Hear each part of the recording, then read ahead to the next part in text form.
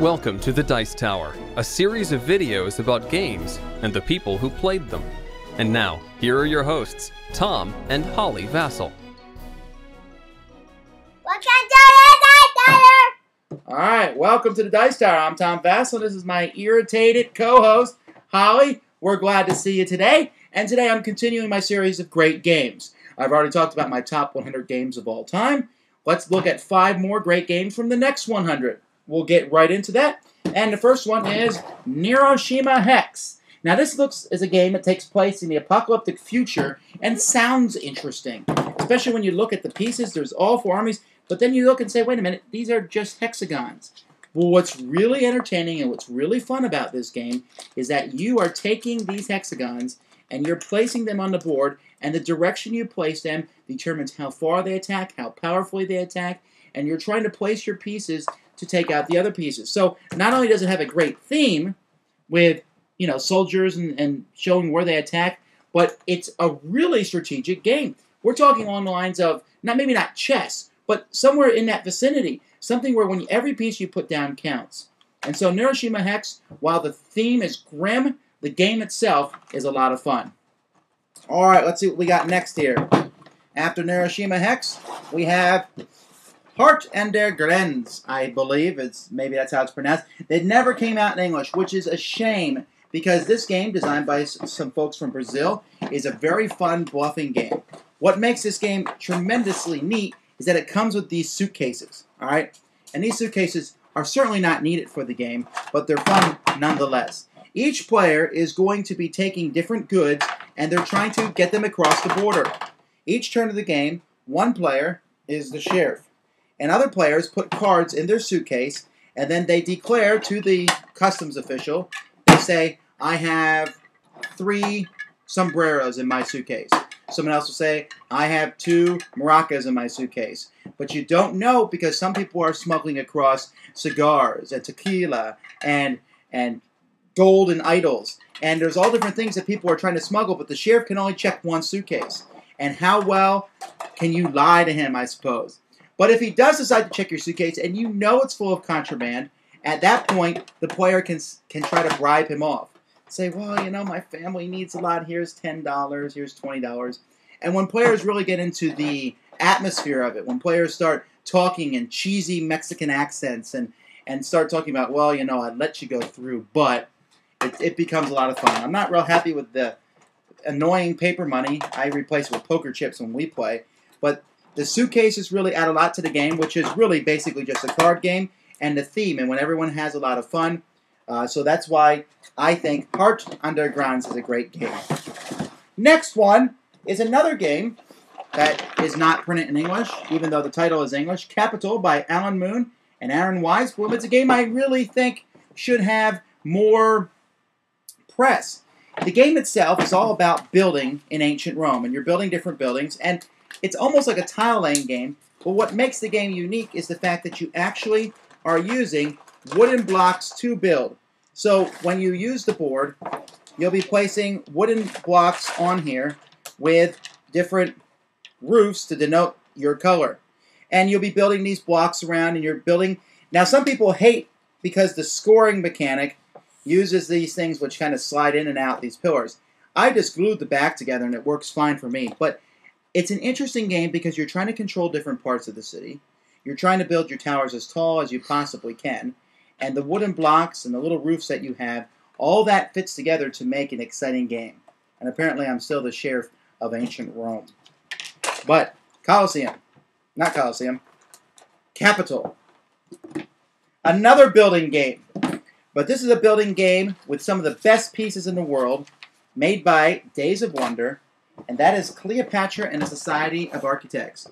Now, if you've been following my top 100 list at all, you'll know that many of the games in my top 100 list come from Days of Wonder. Days of Wonder really does a top-notch job. But in Cleopatra, I think they may have gone over the top. When you open the box of Cleopatra and you look, inside is some trays, and here's another tray full of pieces. And then there's this tray that's full of these terrific plastic pieces.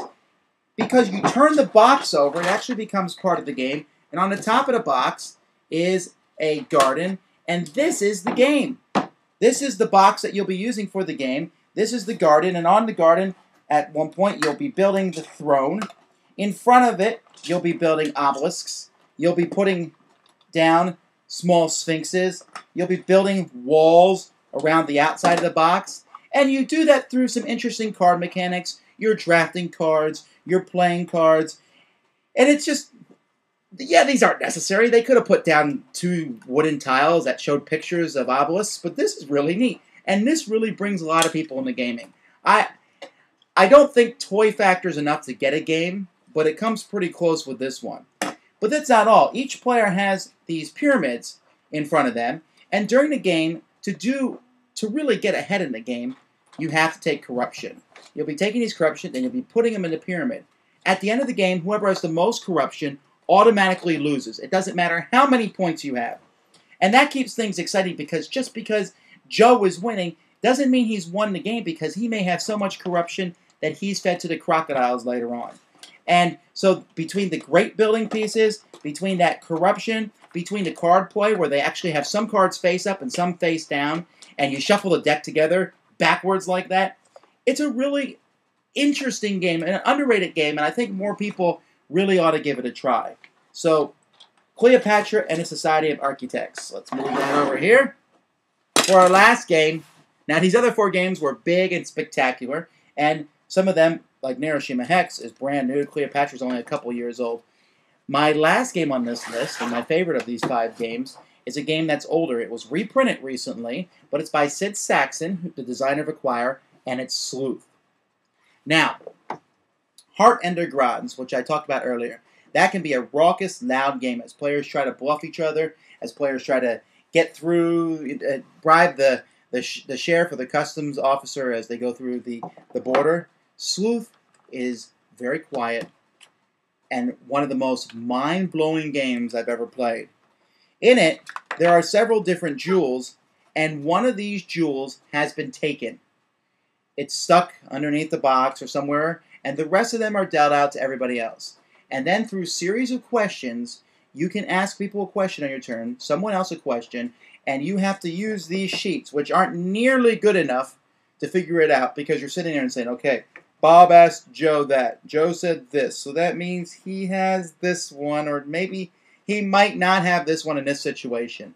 And if you go all the way up to 7 players, the max amount of the game, it's amazing. I'll sit there after an hour and a half and say, I have no idea who has what.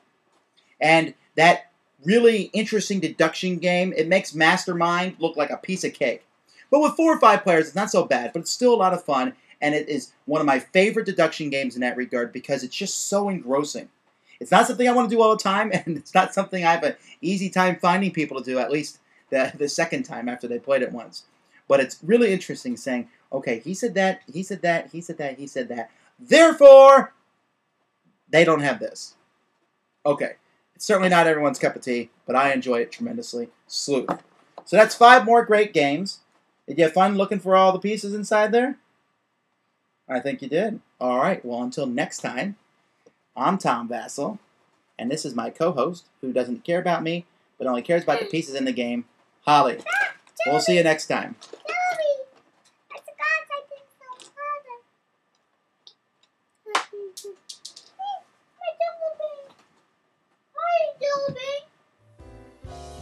Thanks for joining us today. For more written, audio, and video reviews, as well as the #1 board game podcast, check out the website at www.thedicetower.com. Until then, this is Eric Summerer, and you've been watching The Dice Tower.